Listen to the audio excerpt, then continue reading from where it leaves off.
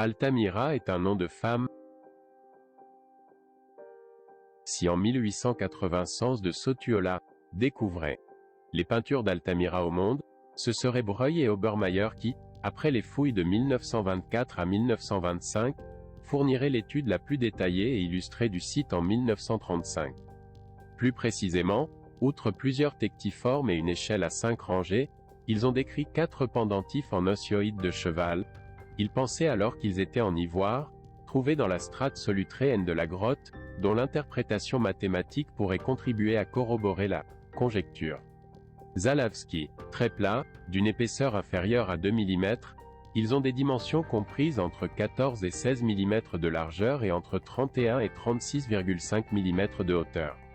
Ils avaient tous une forme presque rectangulaire, l'un est un peu plus grand et courbé, et était percé à une extrémité, probablement pour être enfilés ensemble en un seul pendentif pour une parure personnelle.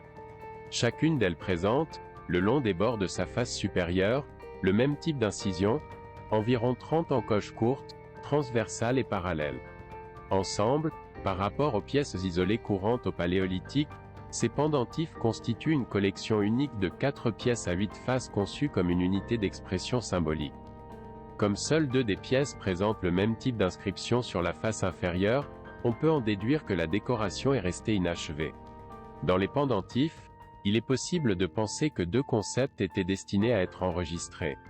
Un de manière tangible, un cycle, peut-être un mois, c'est-à-dire chacun des inserts.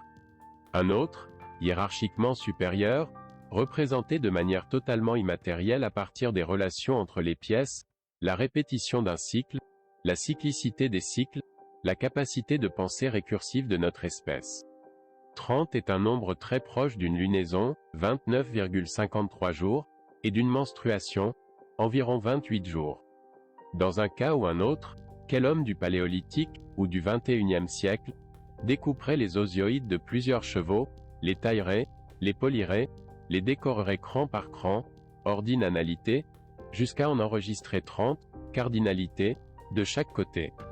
Commencer à enregistrer le suivant, qu'est-ce qui était censé être enregistré sur les pendentifs?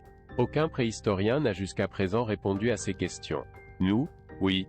Nous aimerions vraisemblablement connaître la durée d'une grossesse, c'est-à-dire les 8 mois qui s'écoulent depuis la découverte de la première absence jusqu'à ce que la future mère solutréenne doive se préparer à l'accouchement imminent. Cette interprétation est liée à ce que l'on appelle l'hypothèse de la grand-mère, l'avantage évolutif que représente pour la survie du groupe l'expérience des femmes ménopausées qui ne consomment pas d'énergie pour mettre au monde des enfants qu'elles ne verraient pas atteindre l'âge adulte. Collabore avec leurs connaissances pour que les enfants des plus jeunes femmes du clan le fassent.